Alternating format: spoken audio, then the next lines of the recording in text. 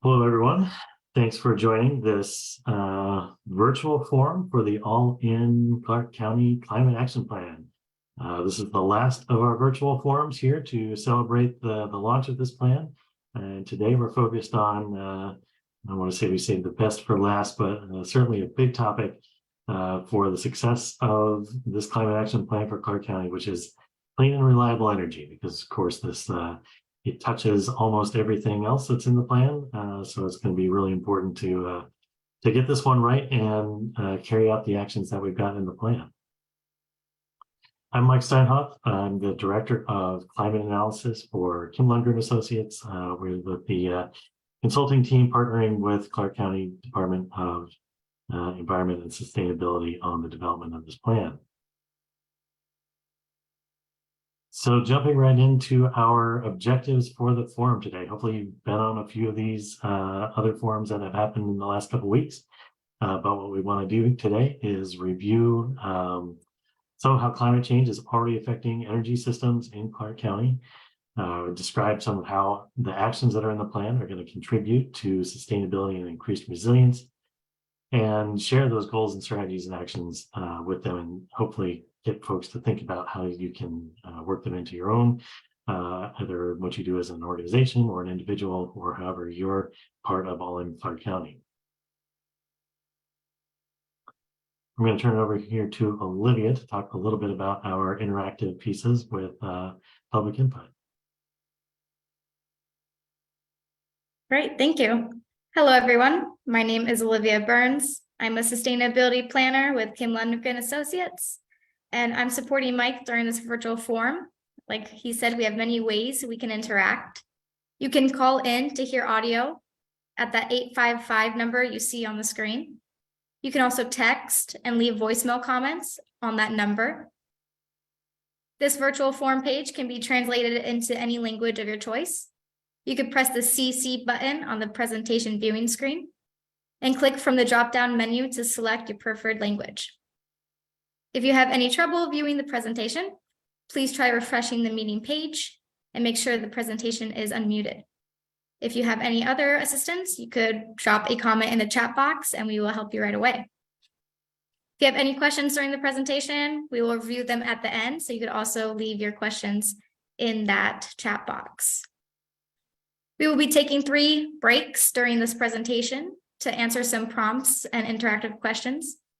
You can find those prompts and questions at the bottom of this presentation screen. You could follow along with the presentation and we'll answer the prompts together. Thank you. Thanks, Olivia. Okay, well, let's dive in and talk a little bit more about All-In Clark County. So if you haven't been paying attention and you're just coming to the story late here, All-In Clark County is geared towards addressing climate change to create a more sustainable future.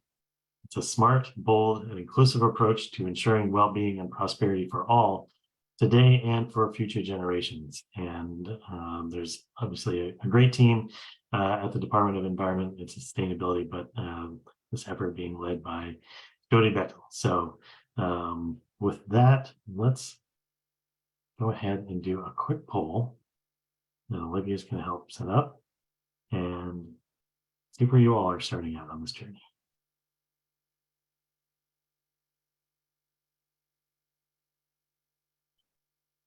All right, you should be able to see my page with the quick poll questions I have pulled up right here for us.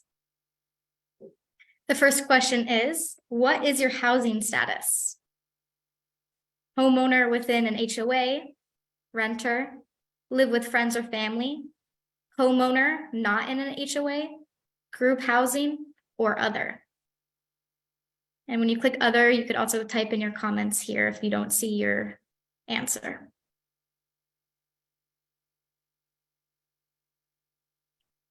Give you just a few minutes to settle in and answer some of these questions.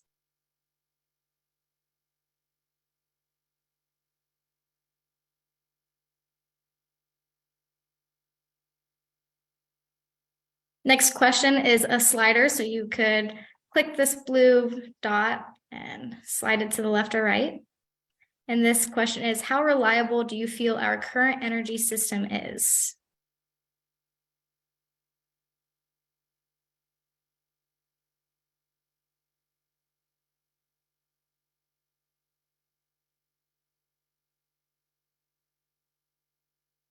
Next question is, how do you consider the following sources of energy?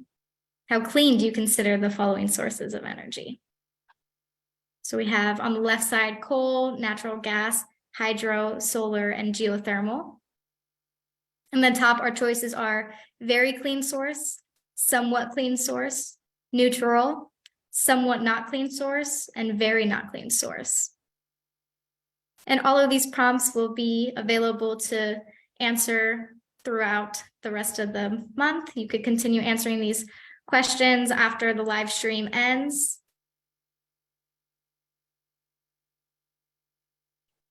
And that is it for the testing your poll, or the quick poll questions. The next one is testing your knowledge and your thoughts. So you could go ahead and answer those as well.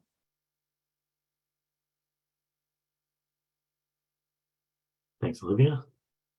And we'll get later on into those questions as we work our way through the presentation. Okay, let's get back to the slides.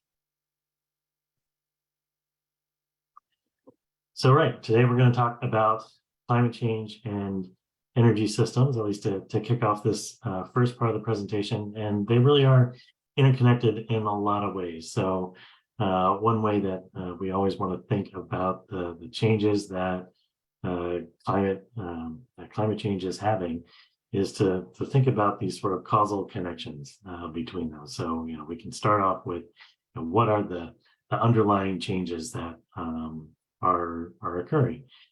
So temperature is rising, precipitation patterns changing to maybe become more sort of flashy, less slow drizzle days, more big rain events. So as those kind of average climate changes are changing, right, we get climate hazards, those direct weather impacts, whether it's prolonged heat waves or very extreme heat waves, or again, those flashy storms. And then that leads ultimately to the impacts that we all feel, health-related impacts, poor air quality, strains on the energy grid, and we'll talk a little bit more about that, but other pieces of infrastructure that just haven't been designed to hold up to the kind of heat that's out there. Also, I'm sure everybody remembers last summer with wildfires and the smoke that caused, and we can expect to see more of those. And flash flooding, damage to infrastructure, inconvenience certainly, and possibly injury to people, which is a big concern for everyone. So lots of things can be happening, and some of those things are obviously very much tied to our energy system. So what are some of those? We've got, this is a snapshot from the vulnerability assessment that we did as part of this plan. And really we can think about where some of these heat-related issues come in, whether that's increased demand on the system, wildfires, maybe having to turn off certain parts of the energy system to prevent wildfires, and bad conditions, flooding and storms obviously can knock stuff out. So those are some really important ones just to think about the energy infrastructure. But of course, there's a lot of other vulnerabilities that we assess through the vulnerability assessment process that are reasons for concern as well. But those are the big ones for the energy system. What are some of the things that we are looking forward to, or not maybe looking forward to, but that we have coming down the pike for climate hazards in Clark County? 30 days a year over 106 by mid-century. That's and those numbers are only expected to grow. Those can be more days back to back. Those longer sort of duration heat waves are the kinds of things that we need to be watching out for. More drought conditions, not a big surprise that is going to be coming. And of course, those drought conditions can lead to more wildfire events, potentially wildfire events, and the need to take those steps that I mentioned before about how those interact with some of the electric infrastructure that's out there, and of course more flooding, that increase in precipitation events. We see a lot more, and some of these things as they come together. The more that we experience drought, the less able some of the soils are to absorb those high intense rainfall events, and they compound and become even worse when these things are happening together. So, a lot of things to be working towards to solve these hazards and make sure that we're not only prepared for them, but do what we can to prevent them. So what does it mean for our energy system? Maybe getting into some specifics on what high heat in particular could be doing for putting strain on the energy system. Obviously, more air conditioning need, that's going to be driving up those summer peak periods when we really have to use a lot of energy. Those peak periods, they're not only hard on the grid to be able to provide that energy, but as we'll see in a moment, they have an impact on our ability to reduce emissions as well.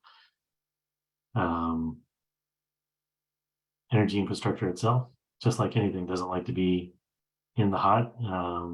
Wires, poles, those kinds of things, just like the roadways, those can be breaking down when prolonged, exposed to prolonged heat stress.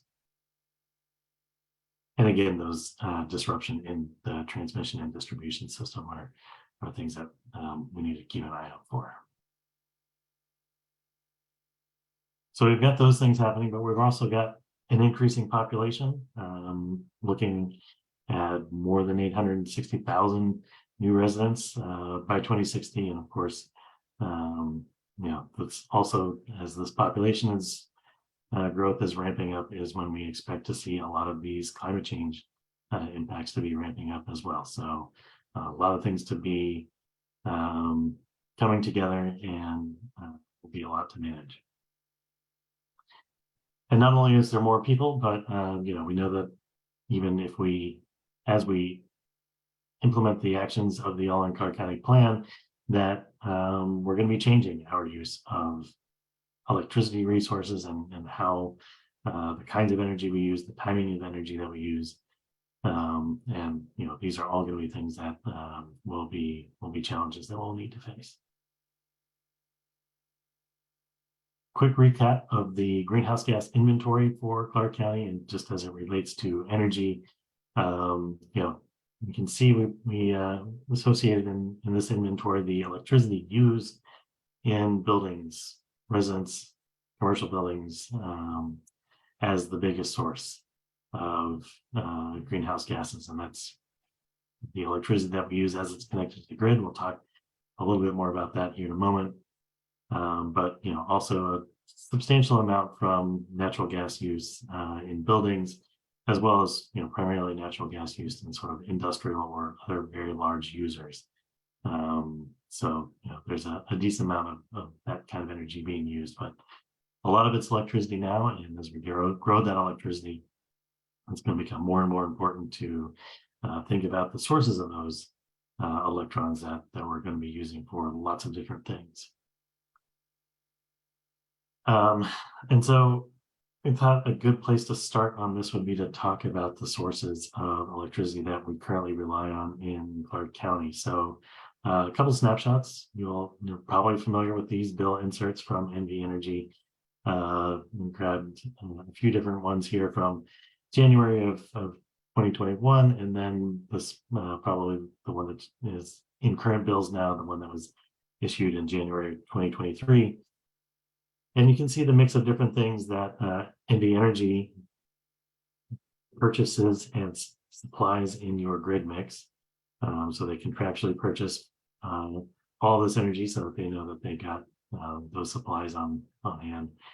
And that's great. I mean, the one that has changed really substantially is solar. We jumped from 9.75 to 13.66. So things are moving in the right direction there. Which is really great to see. And one of the reasons why they're moving in that right direction, of course, is the state's renewable portfolio standard. So this is a requirement for NV Energy and really all the large electricity suppliers in the state to ensure that they are again, procuring and providing a certain level of renewable sources in their supply. So you can see there from the bullets that it ramps up gradually until 2030 and getting to 50% renewable energy by 2030, which is really really great to see and important. But that's where it stops, at least in terms of what's in that legislation. And as we know, 50% is nowhere near 100%, and we're going to be needing to do more over time. So the RPS is a very important piece of the puzzle, but it's not the only piece of the puzzle.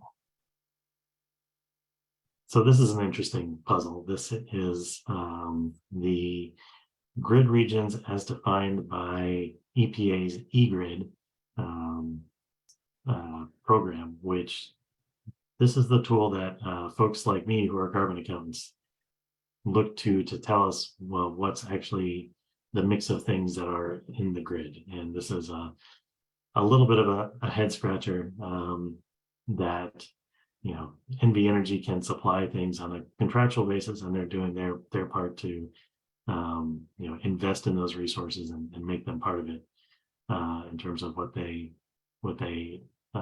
pay for.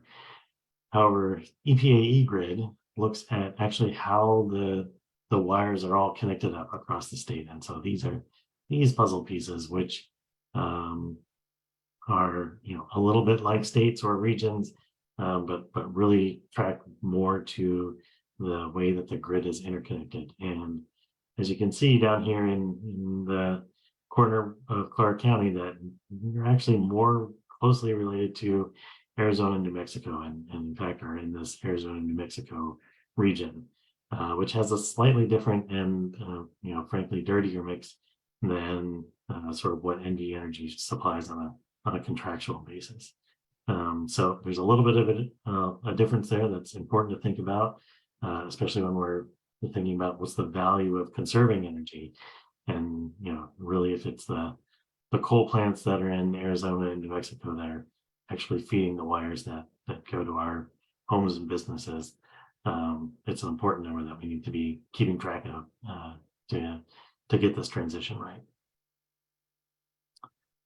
A couple of things about eGrid that are interesting. So like I said, they produce the emissions factors that we use for pounds of all the greenhouse gases, CO2, the other one's CO2 equivalent in that region. So that's what we apply when we do, say, the greenhouse gas inventory to those numbers. So they have these total output emissions rates, which give us sort of the average of the entire year. I'll also see that they publish these non-baseload output emissions rates, and these are really the ones that represent those peak periods. And you can see they're maybe a little less than double what you get on the average. So that hot summer afternoon, really the things that are feeding the grid at that time, there's a lot more fossil fuels that click on during those times of day, and those emission rates actually go up pretty substantially for those periods. This is the average, so that there are parts of the day when things are cleaner than this, but we use these for the sort of national or annual average that we apply in an inventory. And these things are changing constantly. Really, they change hour by hour, in some cases maybe minute by minute, in terms of the different kinds of things that are being dispatched to meet our energy demand. So for the next little bit, I'm going to go through a couple slides that are all based on this National Renewable Energy Cambium tool, which is a pretty fun way that you can look at these scenarios and see what the National Renewable Energy Lab thinks maybe how things are going to progress over time, and what mix of different kind of fuels are going to be in there. And this is looking at an entire year. Next year, what they projected forward, the purples here are natural gas, the yellows are solar, and you can see that's a pretty noisy graph, so it's way zoomed out. We can zoom in to a much more sort of smaller time period, right around this time next year, what they're projecting. And we see the sort of peaks of what happens throughout the day where we get these nice spikes of solar energy that everybody can rely on during the middle part of the day. But then it gets filled back in with these other resources, which the purple here is natural gas. There's hydro resources. The red is nuclear. So we can see, this is how the grid is working today. What NREL projects for, let's say, 2050, and they have lots of different scenarios. This is just one scenario. But you can see one of the things that's very different about this is this new pink color that is now kind of filling these troughs between the midday sun, and that is energy storage. That's batteries. Could be lots of different ways of storing energy, but it really goes to show that in the future, shifting some of this energy towards these off-period times with battery resources is going to be an important strategy for notice getting rid of that purple section that was all the natural gas generation. This is another chart that the Cambium tool produces, and this is looking at that emissions intensity for every hour of the year. So we've got hours of the day from, it actually starts at midnight here and goes through 24 hours of the day, and then the days of the year. And this is sort of roughly the current one that they're projecting for 2024. And you can kind of see this middle of the day, spring and summertime, when we get the most solar energy. That's when we're in this gray zone, when the grid is the cleanest, and nighttime and early mornings are when we're using more of those fossil resources to fill those gaps. Projected forward to the 2015 timeline, and you'll see obviously a lot more of this is now covered with carbon-free sources of energy, as we're able to use some of those maybe flexible resources to move some of those renewable energies that we get during the day to different parts of the day throughout the year. There's still, at least they're projecting some fossil things out there, but maybe there's other ways that we'll be able to deal with those in the future. Okay, so now let's think a little bit more with that background on some of the deep parts of the energy grid. What are some of the strategies that came together in the all-in plan to help us meet our emissions reduction goals? This is our wedge chart from the plan that really kind of laid out what are the mix of all the strategies that we want to contribute here. But we've got the clean and reliable energy. So the orange and sort of brown ones, these top three are in this category. And most of this is what we is really talking about the transition on the grid. Almost entirely what we see here. So it's, partially on us to generate more, partially on NV Energy to procure more, and, solar developers and other renewable energies to come online. Some of the things that we looked at was, we know that there's sort of big things that are going to happen outside of Clark County that are the result of a lot of different forces moving to a renewable energy future. But there's a lot that we could be doing within the built environment. And of course, the more that we can do within the built environment is going to conserve those desert resources, not have to put so many very large utility scale arrays out there. So, we looked at what that potential is, and, kind of the pace of change that it would be to sort of max out what you could do within the built environment there in Clark County. And, if we could get sort of 15,000 homes a year to be making these choices and putting up PV, that would be sort of what we would hope everybody within Clark County could do to be contributing on an individual level. So one of the real challenges that we saw, or that we tried to create some strategies around, is that it's hard to do it on an individual level, and if we can do some more collective action, maybe we can help these numbers scale up in the way that we need to. how do we come up with those numbers? This was a great resource, the Google Project Sunroof, which, if you look in other places in the country, there's a lot more browns. These are the bright yellows are ones rooftops that have really good solar potential. And there's really no place like Clark County and the Las Vegas Valley for really just a lot of potential energy that you could be creating there. You could be, if everyone had solar and if you were able to max out all the rooftops, that's 13.6 million megawatt hours of electricity. You currently use about 22 million megawatt hours of electricity. So you could make a big chunk of that internally if you could put solar on everything today. We know we can't do that exactly, but it's good food for thought for just thinking about how close you could get to being self-reliant just within the built environment. And that resource really just looks at the rooftops, right? There's lots of other places that solar could go. Parking lots, shade structures. I saw this image from Arizona State where they've got, this whole long pedestrian walkway that's got this solar canopy over it. And, we know that there's a lot of streets in Clark County that could use some additional shade, and maybe there's some creative thinking about, why not shade an entire street pedestrian way for with a structure like this that's making energy and covered at the same time. So not to beat the point to death, but you really have in the region tremendous solar resources, better than most places in the country.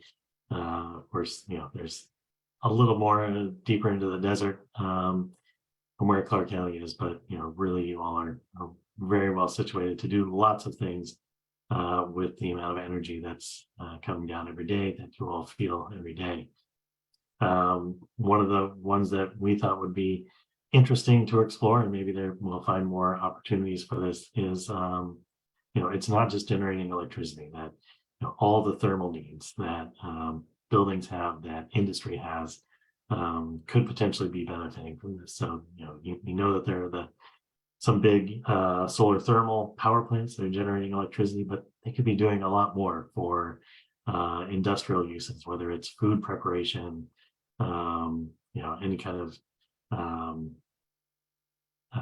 packaging of food products, those sorts of things, sterilizing things, washing laundry, maybe providing some of the energy that's needed in some of the resorts. There's a lot of energy that's there, and you can collect it as a thermal energy source and maybe displace some of that gas use in some of those big buildings. So, there's technologies that can even do, very high temperature chemical processing.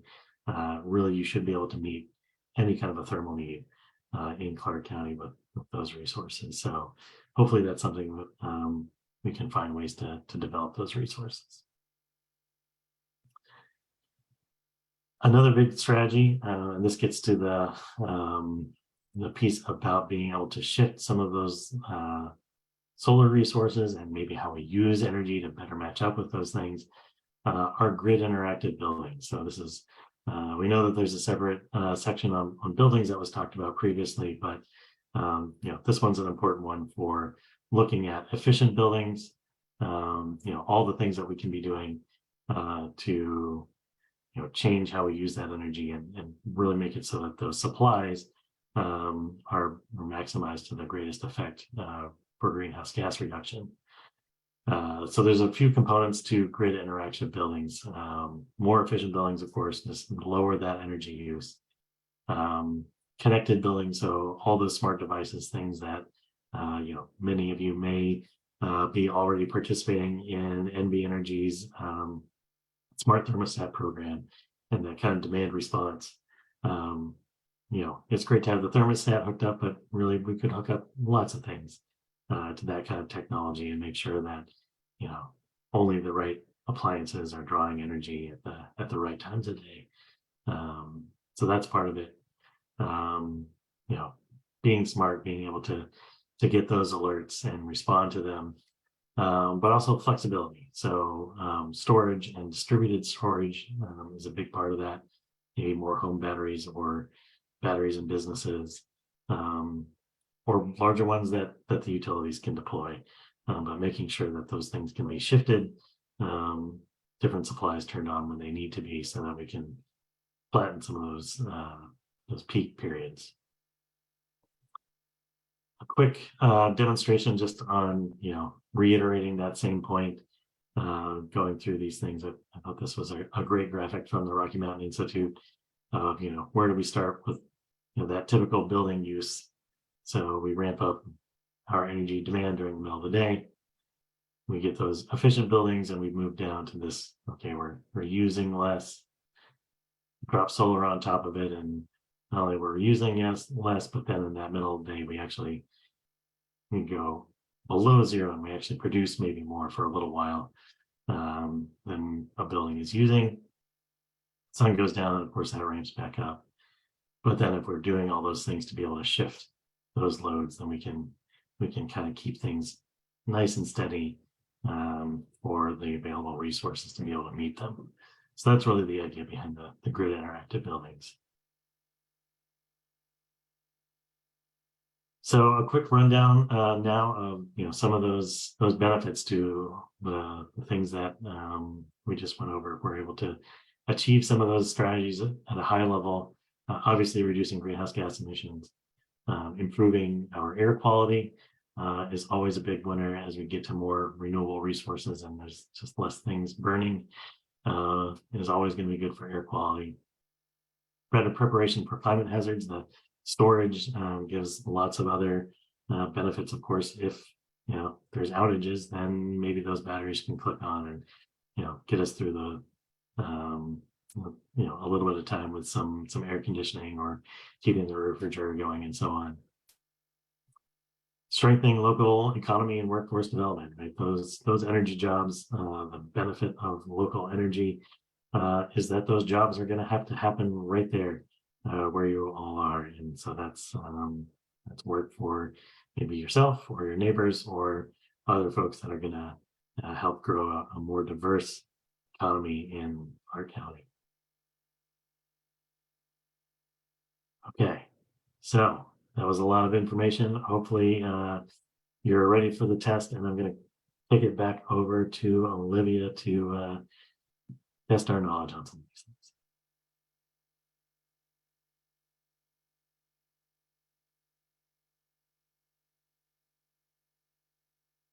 Awesome. Thank you, Mike, for sharing about clean and reliable energy and all of its benefits.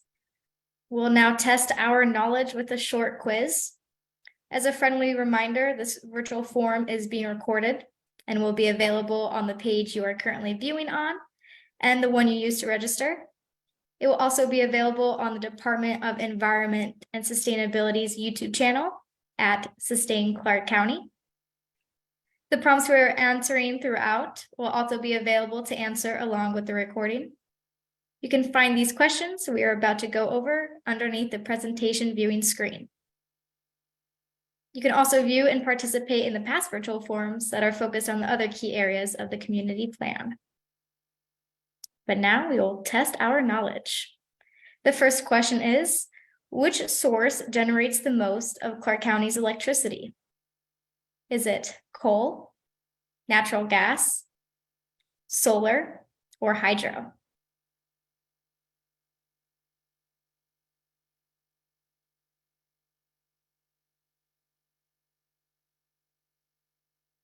Natural gas.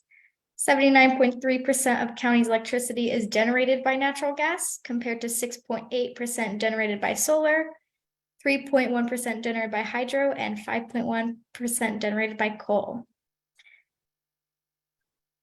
I'm going to throw in a quick note on that one. So those are the percentages from the eGrid category and not the NV Energy one. So it's a little trick question there. Oh, gotcha. The second question is, the state of Nevada's renewable portfolio standard requires electricity suppliers to generate 50% of electricity from renewable sources by which year? Is it by 2030, 2040, 2045, or 2050?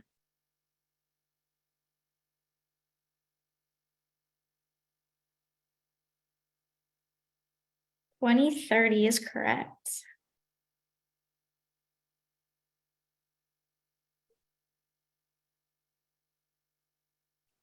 The third question is, how much of our current energy needs could be supplied if we were able to put solar on every rooftop in the Las Vegas Valley?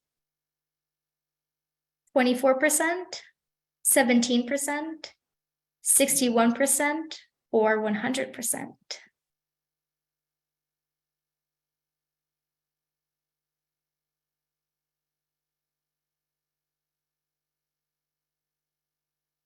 The correct answer is 61% of our current energy needs could be supplied if we were able to put solar on every rooftop in the Las Vegas Valley.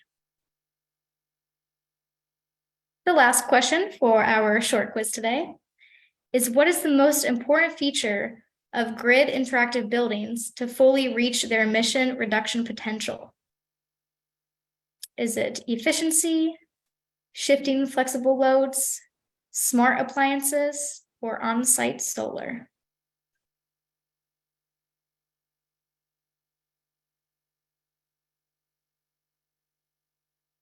Shifting flexible loads is the correct answer. We do have one more prompt after this. Mike continues the presentation is the Your Thoughts section. So you just click that and it'll load some more questions for you. Now back to Mike. Thank you. Thanks, Olivia. Okay, so we've learned a bit about where the energy comes from and some of the overall strategies that the plan aimed to create to take advantage of the clean energy resources that you all have in Clark County. So now let's dive in a little more specifically on some of the things that we came up with in the plan, and also some of the feedback that we heard throughout the planning process to help us get to those points. So our vision in the plan is that All in Clark County is implementing policies, programs, projects that support the generation and delivery of clean and reliable energy for all. So it's a good thing to have as our North Star in all the energy decisions that are going to come up in the near term and the long term for Clark County to get through this transition. So what do we mean exactly by clean and reliable energy? So it's generating energy from renewable, fossil-free sources, emissions-free sources, ensuring that all community members have access to affordable and clean energy. So making sure that everybody has an opportunity to participate in the transition, whether they can put solar on their house or not. Maybe they don't own a house, but maybe they want to have a way to have a stake in this transition.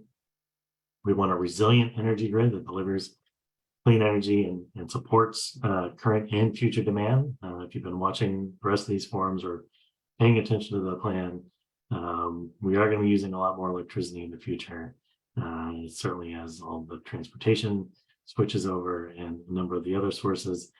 And that's going to be more demand that we'll have to keep up with. And lastly, energy storage that is sufficient to support flexible and renewable energy systems. So those are kind of the core tenets of what we mean by clean and reliable energy in the context of this plan. So now we can go through some of the specific actions that went into the plan. We can go through the goals, the overall strategies, and the actions, just sort of introduce them all to you. So the first goal in this section of the plan is that local renewable energy is maximized and accessible to all within the community. So we want to develop, as a strategy, renewable energy sources to meet a significant share of the energy demand, both electric and thermal demand, by 2030. And so what are the steps that we're going to use to get there? of course, we noted that renewable portfolio standard doesn't quite get us all the way there. So it's really going to take more advocacy, and maybe it's through other legislative means, but something more to make sure that we're getting beyond just 50% in terms of what is delivered and procured by the utilities. 1.1b, we want to accelerate the development of medium neighborhood scale solar through model projects, tools, and design standards. So we know that there's easy ways or accessible ways. It's pretty well figured out how do you put one solar system on an individual rooftop. But really, if we're going to scale up at the rate that we want to, we got to figure out how to do more. Maybe that's through group purchasing or other kinds of ways that people can maybe pool their resources to create larger projects. Maybe in some spaces that are underutilized. I think there's a lot of opportunity that we see in this area to just move from beyond one rooftop at a time. And 1.1c is again more a little bit on the advocacy side, but really there's a lot of things that are changing on the energy horizon, and we want to make sure that the utilities are able to pursue those things. They are regulated certainly in terms of the kinds of things or the amount of time that they can spend on research and development and figuring things out. And we want to make sure that they have the ability to do that, provided it is guided by the vision that is within the vision statement that we just went over. So we need more research that is geared towards reducing greenhouse gas emissions. We've got a second strategy under this goal number 1, which is eliminating financial and property barriers to participating in renewable energy transition, right? So this is part of making sure it's accessible to all. And one of those is expanding the community solar programs, not only to get more people the opportunity to participate in them, but a lot of these, I think even the ones that are happening now in Clark County at one of the high schools is a solar shade structure. So are these things that not only can we give more people the ability to buy into a community solar program, but make sure that the physical infrastructure can maybe do some additional things for that neighborhood whenever possible. A big part of what we looked at, certainly into the buildings side of the plan, is to explore this program stacking model that is becoming more and more common as lots of folks around the country are planning these kinds of transitions and thinking about ways that lots of different maybe incentives can be brought together for creating more comprehensive programs. So maybe some of that is if there's the resources that are available for, let's say, incentivizing a battery from a local or state program, but there's also federal tax credits and those kinds of things. We want to make sure that we've got ways for people to tap all of those financial resources that may be coming from different parts of the government to be able to make these options more financially feasible for them to get over those upfront costs. And we also want to be able to advocate for utility regulation that better aligns maybe some of the incentives for realizing what we can achieve with some of the flexible resources like battery storage, more demand response resources. Being able to shift loads like that is a tremendous help to the utilities to be able to keep everything running safely and reliably. And we want to make sure that if we want those technologies to get distributed out, those value, the value to keeping a resilient grid operating smoothly should be part of the incentives that we're able to provide for people to put the technologies in place.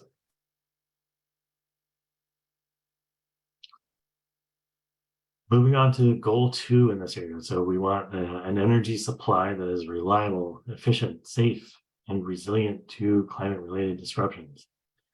So some of the strategies and actions that we came up under that. First is to enhance collaboration and transparency between energy utilities and critical other utilities whose operations rely on consistent power. So, our water providers, telecommunications, all the other things that keep everything running smoothly. We want to make sure that those things are really well connected, and that those other utility providers can anticipate maybe where some of these where they might be running into a challenge, and make sure that they can plan for those things. So advanced notification systems, we know that some of that is happening already, but we can never have too much. And we also want to make sure that the costs of when there are disruptions are made visible. Of course, the squeaky wheel are the ones that get the grease, right? So we want to make sure that when there are outages, that people really sort of understand the scope of those things, and maybe what some of those other utility operators go through to restore their power or restore their services. And make sure that we're investing correctly to protect those things. But we need also more advanced solutions. Technology is changing quickly, and we want to make sure that Clark County is able to ride this wave of new things, from whether it's microgrids or smart grids, again, for doing some of those load balancing kinds of activities and resilience. So, we know that there's, rightly so, these things have to be looked at, make sure they're safe before they really get deployed. But we know that the technology is moving fast, people are investing in these things, and we definitely want to make sure that the folks that do need to do those research and make sure that they're safe and appropriate additions to the grid don't have any barriers in terms of the resources they need to get these things approved and deployable as quickly as possible. And we know that there's also probably more that needs to be done just for thinking about all of the ways that we can reach those grid interactive buildings, whether it's how the technologies can integrate. There's maybe pieces with energy code for how the interconnections work maybe on some of those systems, and just making sure that there aren't any barriers to those things ramping up.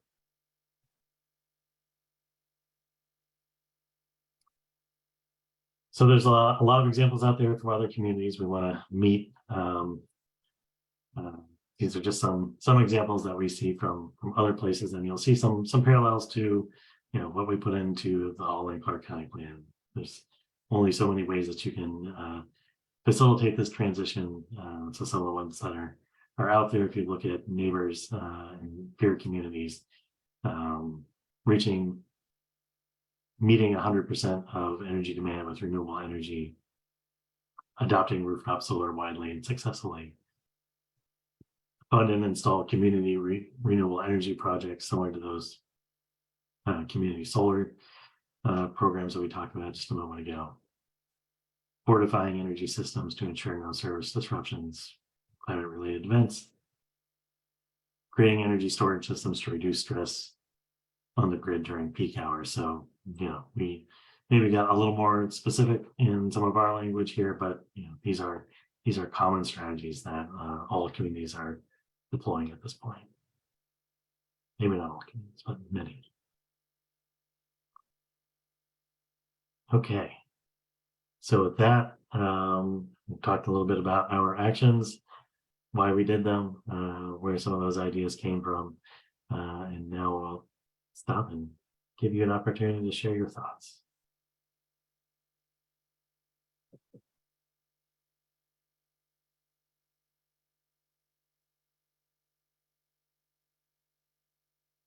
All right, we are now on the Your Thoughts section for the Clean and Reliable Energy Forum. You could find these prompts by scrolling down underneath the presentation viewing screen. The first question: what actions have you already taken to support clean energy? Have you installed solar panels on the roof of your home or business? Supported a community renewable energy project? Purchased renewable energy from a community choice program from a utility? Or other, you could tell us other actions you've taken to support clean energy. There's a comment box here that you could type in any answer, your choice.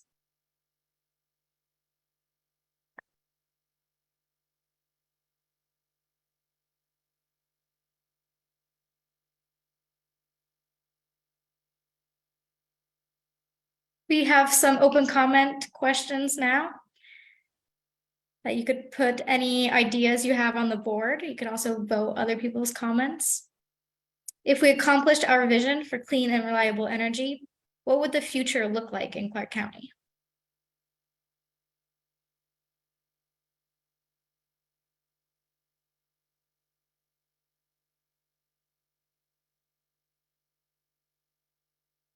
And the next questions have to do with those actions that Mike addressed that are in the community plan. Which of those actions would be difficult for you to implement? And then what barriers exist that make it difficult for you to implement this action?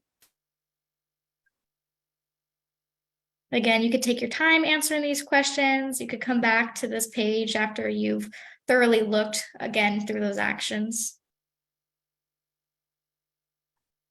And then what kind of support would help you overcome these barriers?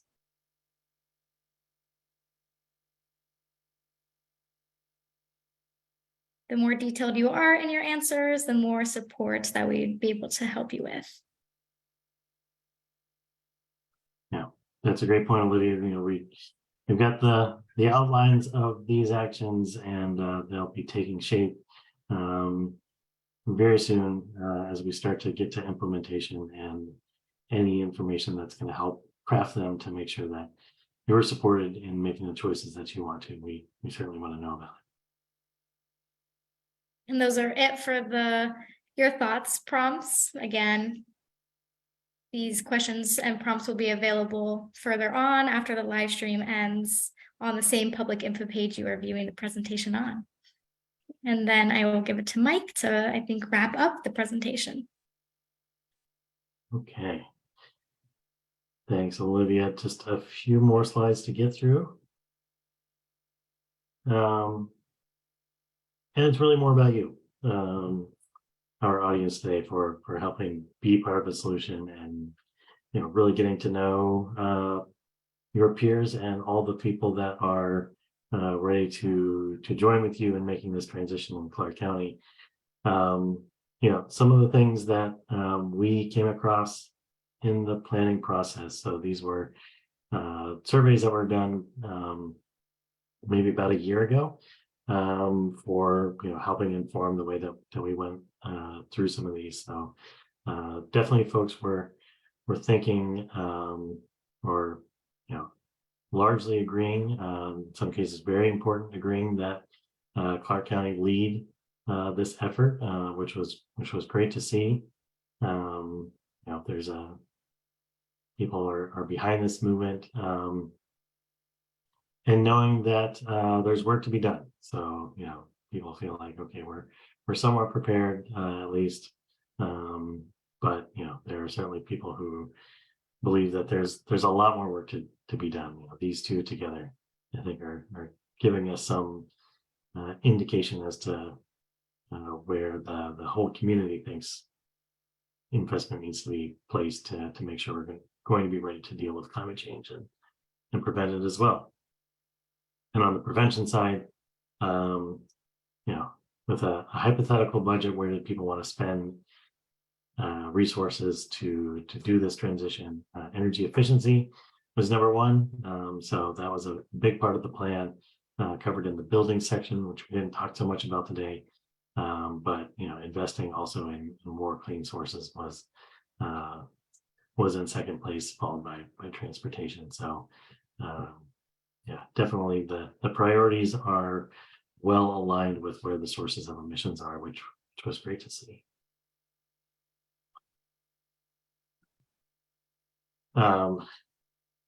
Some more specifics on clean electricity. So 70% are willing or enthusiastic to get more clean energy for their home and business, which was great to see.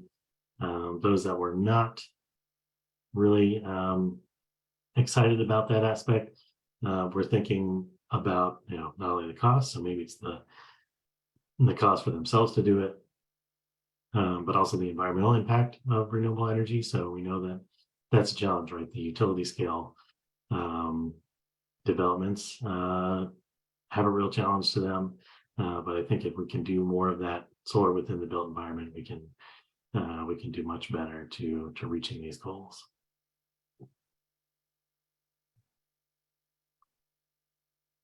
We asked a little bit about where the top priorities for where folks think it would be things that would help them make this transition, and pretty consistent incentives are going to help everybody across the board. Some places thought that maybe just more like information for people to navigate, so more public resources to find these things out.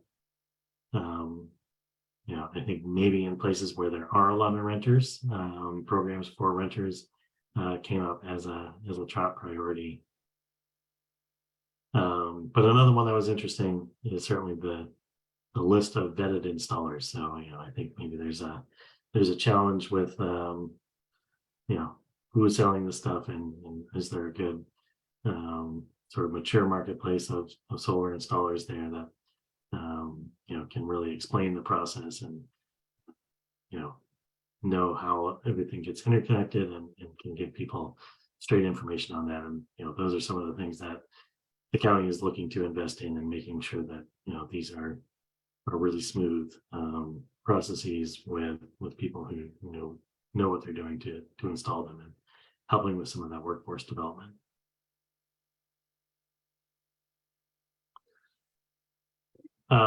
We looked at awareness to some of the energy programs that exist, and lots of folks were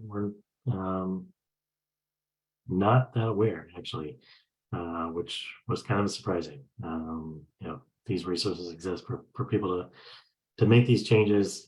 We would think that folks who are paying attention to this planning process would know where these are, but really we found that there is quite a lot more that we could be doing to make sure that the resources are accessible for people to know what their options are, as well as growing the options that are available. So those are a lot of the things that helped inform the strategies that we came up with, especially for the renewable energy access types of actions.